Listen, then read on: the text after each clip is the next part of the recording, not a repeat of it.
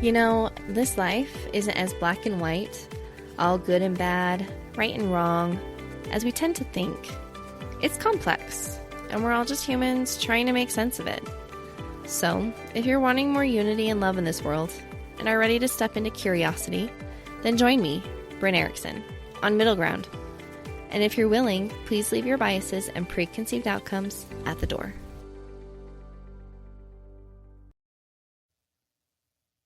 Hey everyone! Today I am interviewing my friend Robyn Whitworth.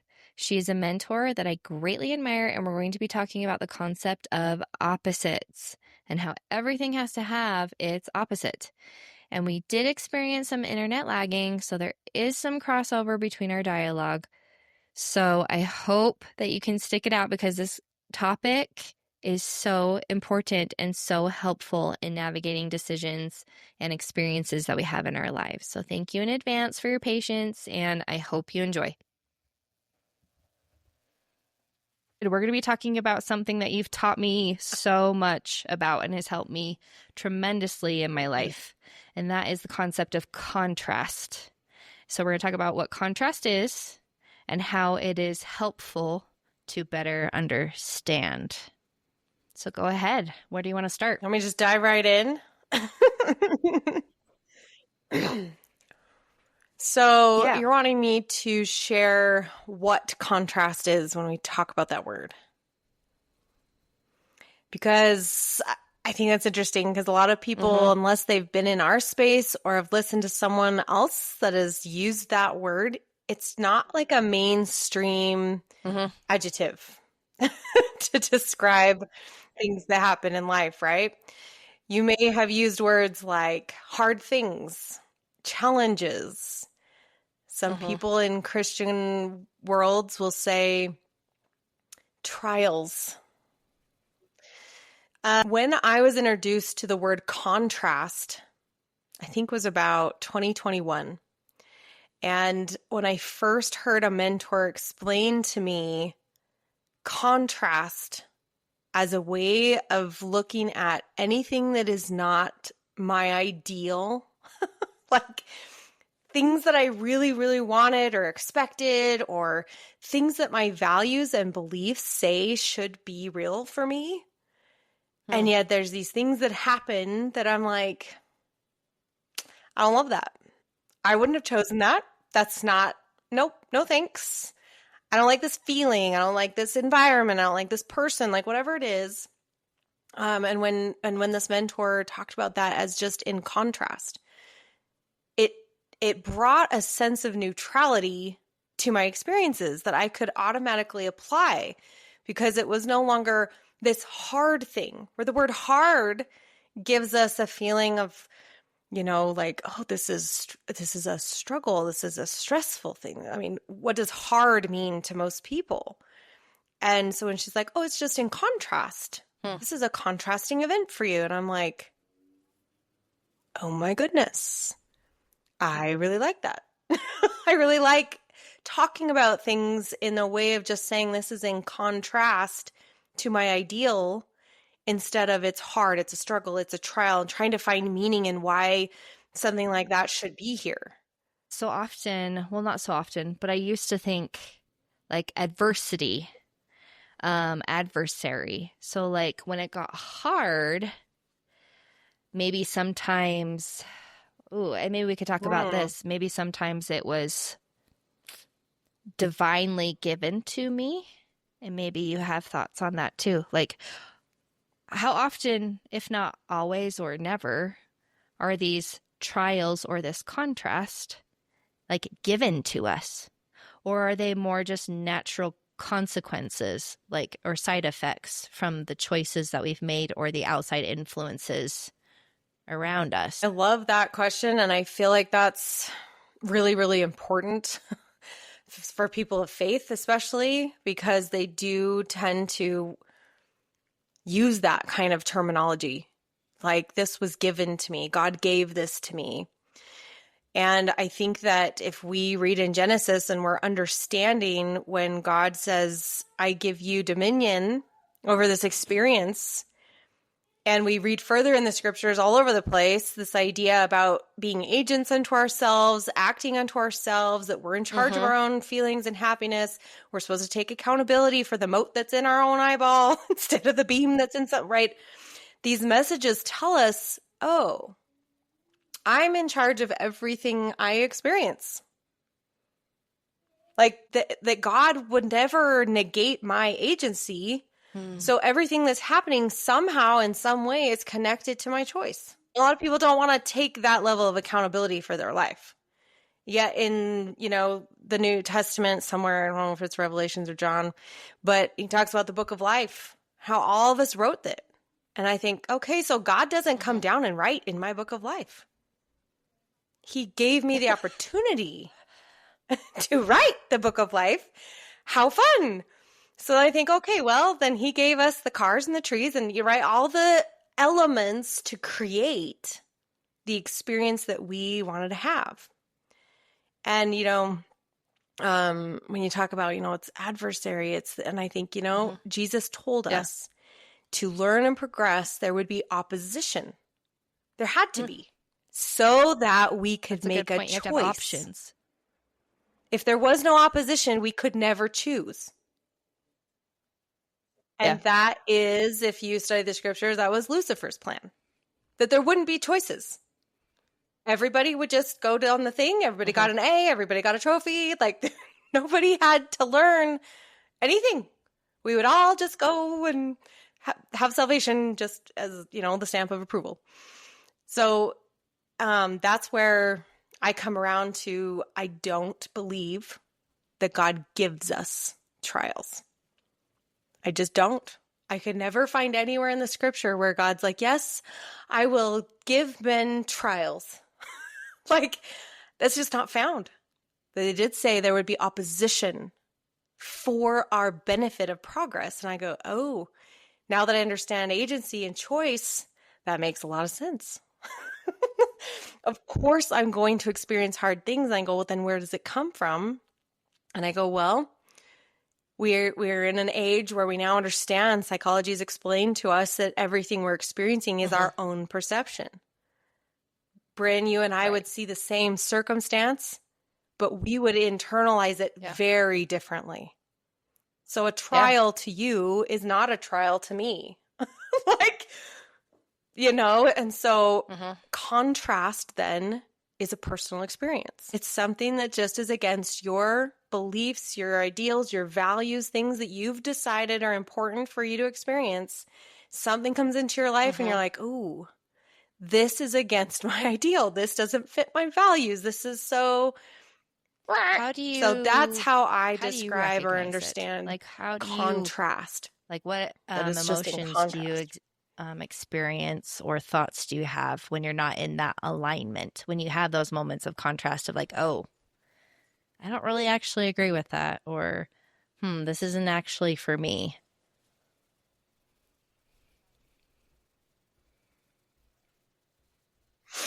Yeah, I think that's so important for every person to realize, because you can learn learn and realize you can learn when you're having what I now call a teachable moment. Right? We ask Heavenly Father, we ask God, we ask the universe, whatever you're subscribing to bring us new experiences. We want more money. We want another child. We want a different house. We would like a different car. We want a different career. We would like to heal our marriage. We would like clarity in our faith, right? We're asking for a new experience. So it's interesting that so many people will experience contrast. And then long ago, before I understood all of this, I would experience feelings like hardship, struggle, disorientation, misunderstanding. I would take things personal. I didn't understand why somebody would treat me that way. I felt hurt. And now I go, oh, I'll feel some of those things, but I have worked on my thoughts to where now I say, oh, I think this is a teachable moment. I'm learning something here. Brynne's teaching me something. My daughter's teaching me something. The car guy's teaching me something because I'm feeling this feeling within me. And I've learned to say, it's not wrong. It's just new. It's not wrong. It's just new. And I can sit with it. And I have learned from the Spirit, really sitting with the Spirit, having a relationship with the Spirit to know when it's actually warning me against like adversary. Like, oh no, there's like a bad spirit here. Like there's evil practices happening. That's different for me. I kind of get this dark, I don't know. I don't know how you would describe it, but just a real resistance to like, I walk in somewhere and it's like, I should not be here. My light can't even shine in this space versus walking in somewhere and I just feel a little discomfort. I feel like maybe, do I belong here? Is this okay?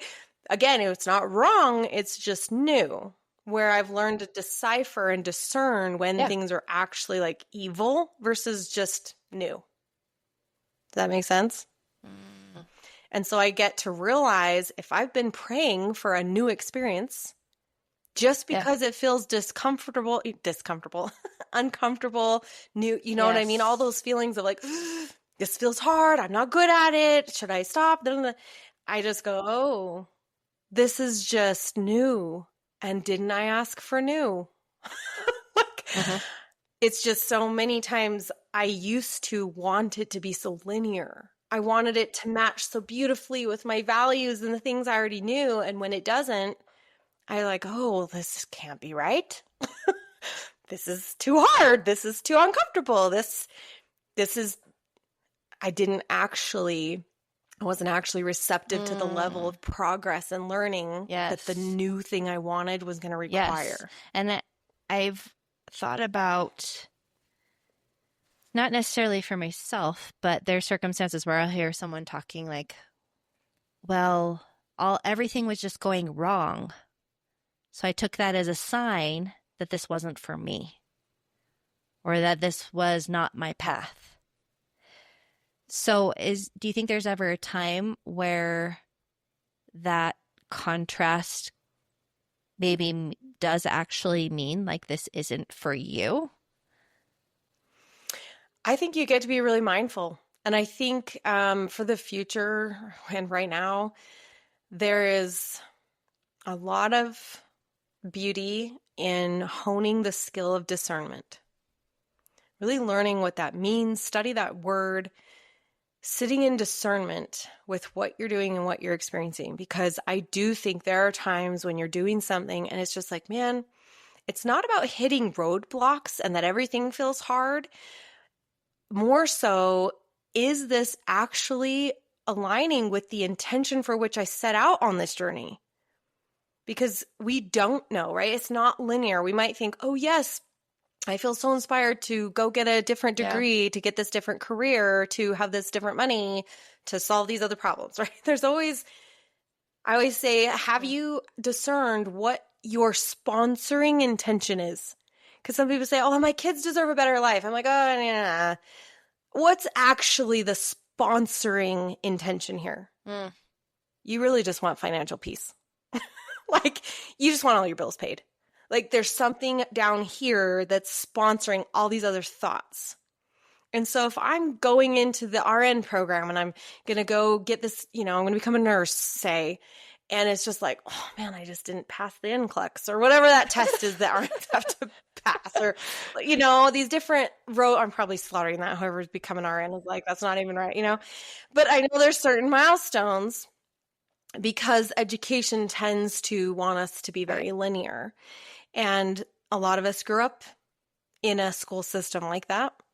And so we expect, we're like, well, there has to be an obvious next step. It has to be this way. But I do think that if you go along this path and it's just like, it's becoming rigid, I'm no longer available for my family, I'm stressed out and tired all the time, you can go, okay, the root of this was financial peace for my family. And I think that this is actually ruining my peace. Now that I'm more informed about what this actually will look like, because you didn't know before, you would have made a different choice, right?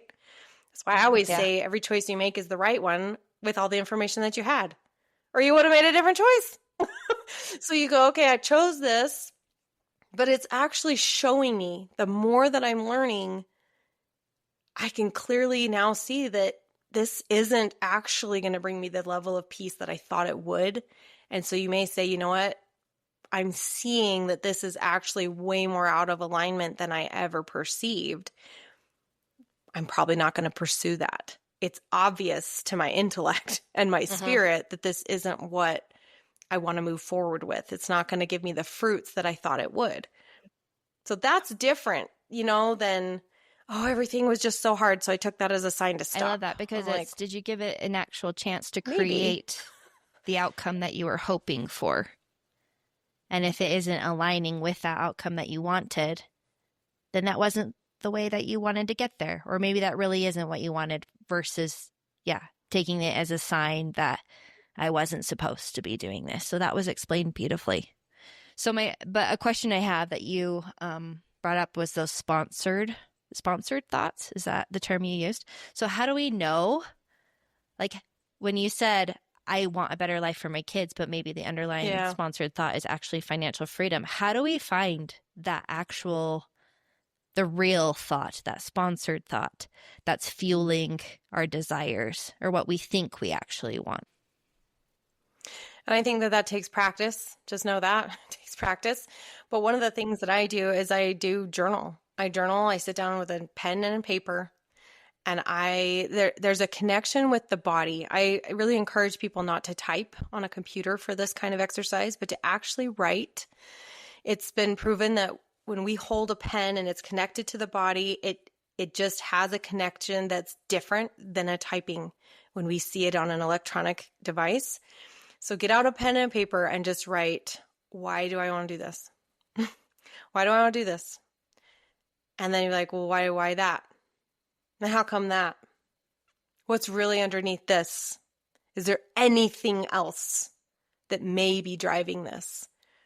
And it's been so interesting to me how when I ask at least 5 to 7 times, I get to answer sometimes that I'm like, oh my gosh.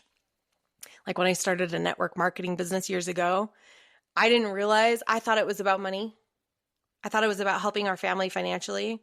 When I asked myself why I did Huh. that, it actually was because I was feeling really disconnected in my marriage. I was so disconnected in my marriage. I was like trying to find fulfillment somewhere. I was trying to make him proud of me. I was trying to be something inside my own family. So I was seeking these, different things, and that's okay. I'm not going to say that was wrong, but I now Mm-hmm. know that. And I'm like, whoa, now that I found so much more of my person and myself inside, everything that I do now is those sponsoring thoughts come from so much more of a connected and humanity driven place than any type of personal gain or affirmation or affluence or recognition. And I've seen that shift. So that's the way that I do it is I sit down with a journal and I will ask why, what's underneath that? Where does that even come from? These kinds of things until I really feel like, you know what, there's nothing else here. It's that. It's that thing. I now have a journal for like each facet of my life, and it's so exciting. So like when I have business things I need to hash out, I grab my business notebook. And when I have family and life stuff, I grab my family and life stuff. And I was always super resistant to journaling because for me, it was more like, today I did this and I thought that and da da da. And I definitely see a lot of power in that. But now I'm more like a purpose driven journaler. So, like when I need to work through the process of something and get to the root of it, or even just a brain dump, like if it's been bugging me and I can't seem to process it on my own and it just is still there, I love to journal. And something about that pen and paper, I'm totally with you. It's magical.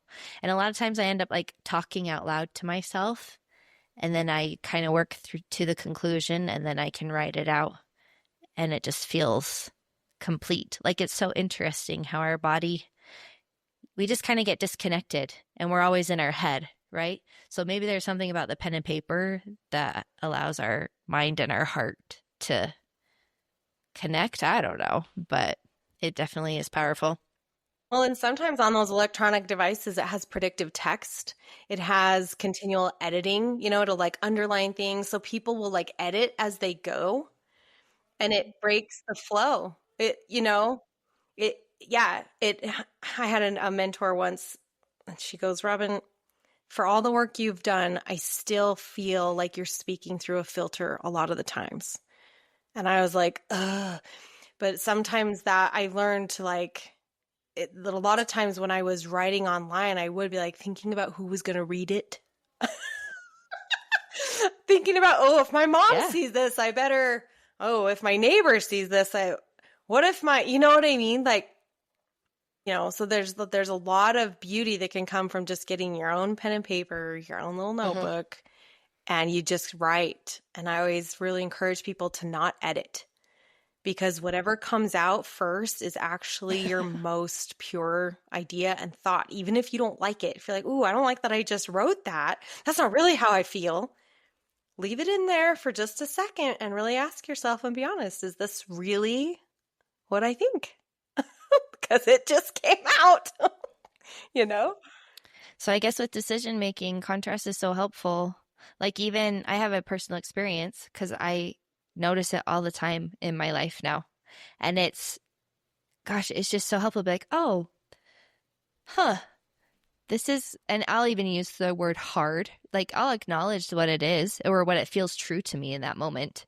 Like, oh man, this is really hard or this is very uncomfortable.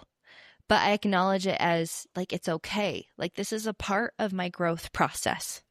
This isn't, this doesn't have to mean to stop. This doesn't have to mean anything about me as a mother or a wife or a friend. Like, it's okay for me to feel these feelings, but let's get curious about it. So, what does this contrast mean? So, like my little sticker business, I only get like 2 or 3 orders a week, and I never have to do hardly any customer service. Well, yesterday I got 3 customer service requests, all like brand new things I had never done before in my little business of 3 years. And I was so frustrated. I was like, Of course what? you did, because Why we're is this having this interview. happening? I have 5-star reviews. Gosh dang it. Why do they need this from me? And like, I was super angry and frustrated. And they weren't even like a big deal. It was like, I need to return these stickers. And I have a question. And I accidentally gave you the wrong address. So now what I do? But for some reason, my brain was like, I don't know what to do. Like it wanted to have a little fit. And how dare they reach out? And it was so funny. And but now that I'm aware, I could be like, okay, Brynne, that's so funny that you're making such a big deal about this. But we got this. Like you're gonna know how to answer these and take care of them and help them feel validated and get what they need. And you'll get what you'll need too. And so my brain wanted to make this big deal about it.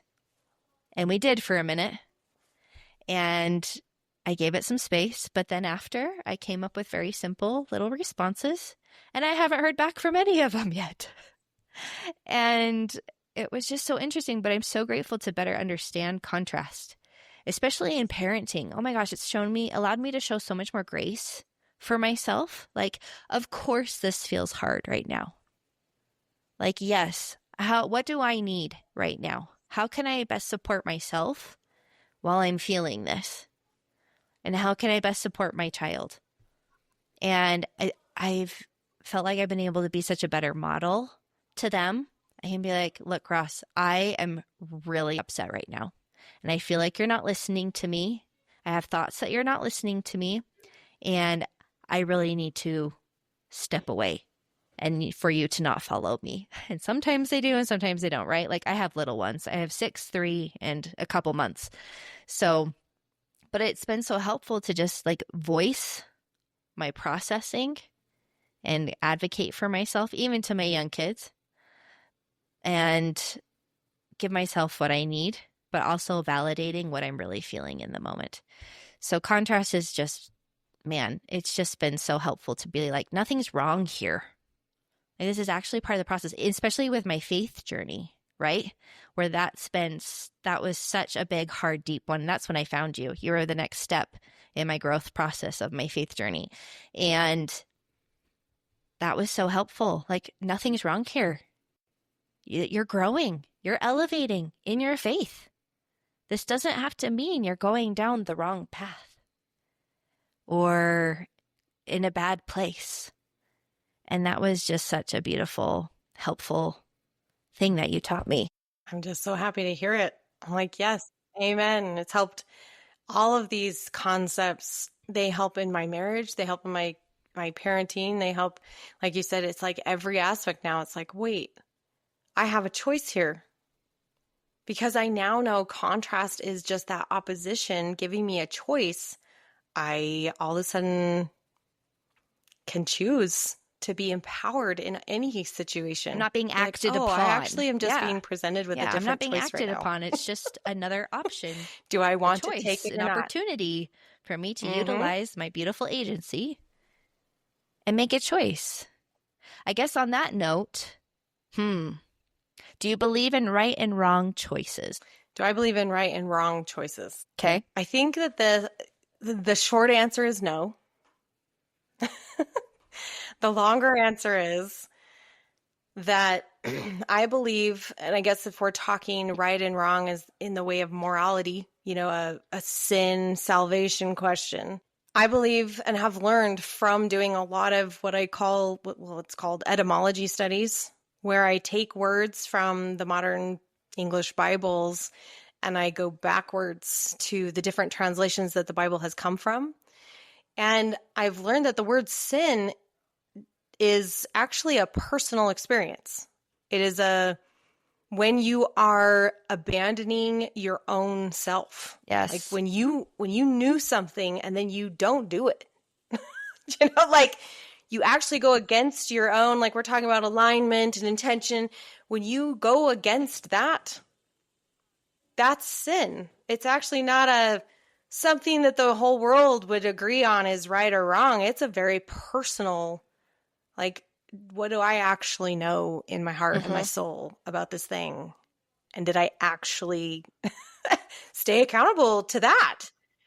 And so when you're talking about right or wrong, it's like, well, it's just a personal, like, am I being my best self? Am I living in the light of my own goodness and believing my connection to God? Or am I abandoning that and just being like, nope, I'm just a victim to everything and I have no choice and I don't have a light to shine and nobody cares. Like, so in that sense, I guess you could say you're right or wrong to yourself. But in mainstream, I don't think there's anywhere written everything that's right and everything that's wrong. And so thereby I would say, no, I don't think that there's right or wrong choices that anybody could really say what it is. The book, The Four Agreements, came to mind because I'm pretty sure that I learned from that book that sin is anything that doesn't help you be the person you want to be, which is basically kind of how you defined it from your studies. So that was kind of fun to hear because I think I'm the only, I've never heard anyone else refer to sin in that way, in the way that I learned it from that awesome book, The Four Agreements, that you recommended, which is super empowering. And I love that it makes it individual for everyone. Like sin isn't just this list of rules that applies to everybody. Yeah. And I think that, the 10 Commandments, if you look at those, it's like, yeah, these are guidelines to be a good human. These are guidelines that God is like, hey, if you look at these, you'll find that you probably will have less contrast. If you're not killing people, if you're respecting people, we're not just taking people's stuff that they invested in. Like, if you look at all of those principles, they all go back to love. If you love someone, you're not going to steal from them. You're not going to kill them. If you love someone, you don't covet their thing. You celebrate them, right? So you really look back, and that's why the greatest commandment is that we're loving this whole experience, the idea of God and all the creation. And then the second is that we love everybody like we love ourselves. And we have to remember, we don't know how to do that unless we love ourselves. And that's the work that most of us are doing. We're trying to figure out how to fully, unconditionally love ourselves. And then we can then reflect that love to other people. So when you're asking, what's the one way to love well, I guess you didn't ask that yet, but that was a question that she talked about. Loving yourself is hard work. And that's something I'm still trying to figure out. Like, how do I love myself as I am right now? My weight, my size, my acne, for me, it tends to be like more physical stuff that weighs me down and makes it hard for me to embrace and love myself wholly and completely. Even some ways I show up in the world, like how I show up in my parenting, the way I react to things. I don't love that. So what are your thoughts about how do we come to love ourselves so that we can better love others? I mean, it's a journey, like you described. It's a journey for everybody, and we change every day. And so you might be like, oh, I finally came to peace about this one part of my life. And then the next day, something else happens, and you're like, oh no, is it going to take me 7 years to overcome this too? But there's a book that I read called Living Untethered by Michael Singer. And he also wrote The Untethered Soul. And he also wrote a book about how he even came about the idea of tethers, what they were, and how that works. But the basic idea is that we have these tethers in our lives that we've decided are valuable. And if you want to think of a hot air balloon, and we're the hot air balloon, and there's all these ropes coming out of the basket. You know how they hold down a hot air balloon and they take the ropes out and they stake it to the ground.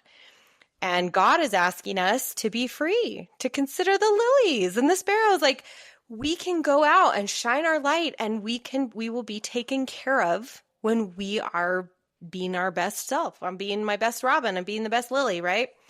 And the world says, no, no, no, no. We need to have a nice house, tether in the ground. We need to have steady income, tether in the ground. Oh, your kid better have a heart-shaped braid on Valentine's Day, or you're the worst mom ever, tether in the ground. We start to identify important things outside of us, and they become tethers, where we're like, oh, if I lose that tether, who am I? We've identified all of these things. And it's like, well, if I'm not a size 8, 3 months after I've given birth, then that's a tether for you, right? There's these different things. And so reading that book really opened my eyes to the conditional love I was giving myself. These tethers are the same thing. It's these conditions that somehow I decided I must meet for me to accept myself.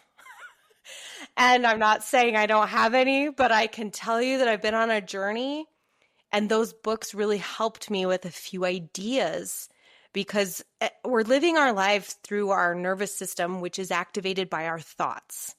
And so I've learned so much about identifying the thoughts that activate the body. I'm like, oh, this gives me a feeling of shame. Oh, this feels like a pit in my stomach. Oh, this is like, these aren't things I'd really love to dwell on or have. And I can go, oh, that's because I think this. And then I started to identify some of these tethers, these things that I was identifying had something to do with my value. And so the more that I'm aware of that, I've been able to release a lot of those. And sometimes it's just being aware of them and just being like, yeah, I see you. I know what that is. And just knowing that it's there and that I'm working on it. But one thing that I do every day is I look in the mirror and I wink at myself and I say, hey, sexy lady, chance meeting you here. And I like wink and I like point at myself in the mirror and like have this little jig that I do. And it immediately shifts my energy. Talk about a nervous system. It immediately gives my whole body this sense of fun, lightness, confidence. It's this thing. Mirror work is so powerful. There's a lot of books that include the idea of mirror work. It's big in psychology. It's big in everything. When you actually look at yourself in your own eyeballs and you're seeing your reflection and you Mm. verbalize an affirmation about how cool you are. Like, I'm just like, Robyn, I'm so happy to see you today. Like, this is amazing, right? And just doing that little thing, it's like, a Mm. pebble in my jar, whatever, of just being like, there's no conditions on this. Let's just rock whatever day it is. And sometimes I'll even say the day. It's Tuesday, it's Wednesday, let's go out and see what today is going to hold, and just really starting the day in a very light, untethered mindset has been a way that has really, really helped me. I've noticed I just don't have as many heavy days. When things happen, I've already started Yeah. my day and my whole body on a note of just happiness and love. That's And so awesome. that has just Yeah, been when you a were talking really about good those little tethers, that ritual. word conditions came up to me even before you said it. I was like, oh, we create conditions. Like we we make our love conditional for ourselves and for others, right? So basically, tethers are rules that we make. And it's funny Yep. because is how often we think our rules, like everyone also thinks our same rules, right? And the reality is that isn't true. Like, sure, you'll find people that will be in agreement with you, but there are definitely going to be people that aren't in agreement with you. Like when you said the heart braid, I laughed because I was like, there's no way. And I'm definitely like, my children go to school with their hair uncombed, and it's because they didn't want to comb that day, and I don't care. Like, that's not my hill to die on at all. And it's not a problem. Like it's so interesting to me that people think your conditions also need to be my conditions, or my conditions also need to be yours. Well, another principle you talk about is with women, love always, always, always is connected to our feeling of safety. Mm-hmm. So if you say Yeah. you're a size 12 and you think I should be a size 8, and we're talking about body size, somewhere in your body says that if I'm a size 8, I am more safe. I'm safer in the dressing room. I'm safer in public. I'm safer with my friends because you believe somewhere that the size 8 will draw less judgment. Mm. It'll draw more fun, right? You're more safe inside yourself with this condition. Oh, if we only have $5,000 in the checking Yeah. account, I'm not safe until that says 8. Do you see? And so if my kid goes to school with shorts and moon boots on, somewhere, if there's a judgment made about me, I'm not safe.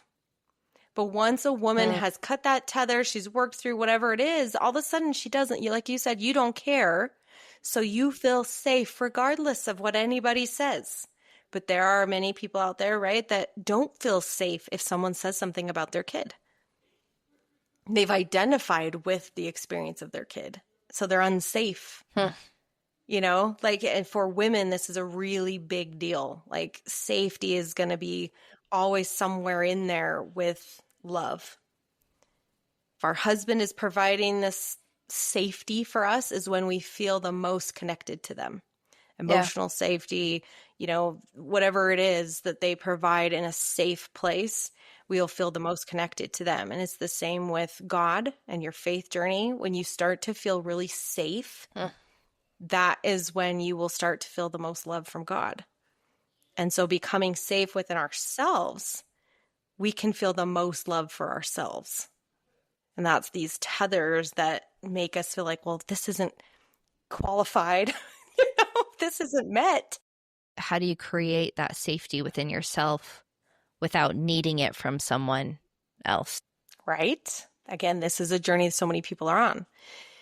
And for me, that was when I was able to realize that they were just tethers and that I was actually safe all along. That God has been holding me and connected to me, and I've been safe all along. That was a huge realization. I was like, oh, I'm loved when I yell. I'm loved when I'm 20 pounds overweight. I'm loved when I can't pay my medical bill. I'm loved when I got a speeding ticket. Like when I realized, I was like, wait, I've been held, accepted, loved, cherished every minute of every day of my existence. It's only me that perceived that maybe I wasn't.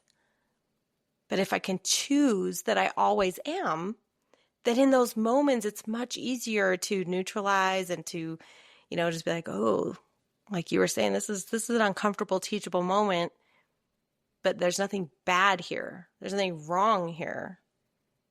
And I'm held and supported regardless of whatever happens here. That was huge. Contrast is just an opportunity to, like, it's information. When you feel those contrasting feelings, to be like, oh, there's something here I need to maybe give some time and thought to. Huh. Rather than just taking it as, this is hard, everyone's out to get me, this is gonna suck. Like, it's an opportunity to really step back and be like, okay, what do I actually want to create? Who do I actually want to be? How do I actually want to show up? How do I want to live my life? And so rather than contrast being something we dread and fear and avoid, I now see it as an opportunity. And it's been super empowering. Yes, yes, yes, yes. Okay, this was beautiful and awesome.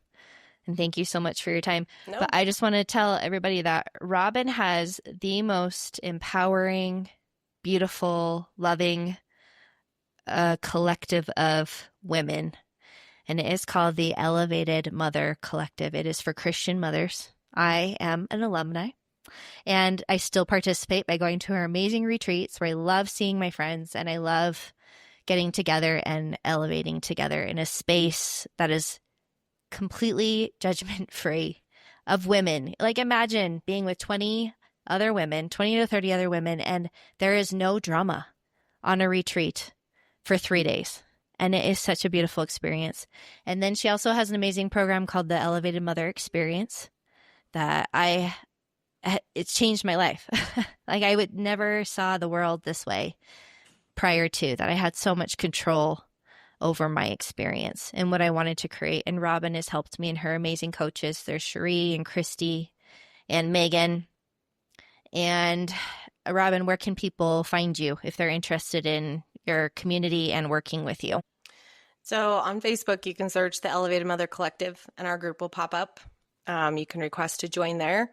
You can personal message me anywhere, Instagram, Threads, Facebook, and I am on there. I will personally answer you back. But if you join our community, we'll see that and we'll start a relationship there. Okay, awesome. Well, thank you again, Robyn, for your time and for your wisdom. It's going to bless so many people. You're amazing. Thanks. You're welcome. Before you go, if this episode resonated with you, or perhaps someone came to mind that you could share it with, if you wouldn't mind sharing, that would be amazing. Or you can leave a review or follow the Middle Ground podcast. All of these things will help the algorithm, because that is a real thing, allow people to find my podcasting community so much easier, and is essential for the growth of this podcast. And I would appreciate it so much. So remember, stay curious, spread love, and I hope you have an amazing day, evening, wherever you are, whatever you are doing.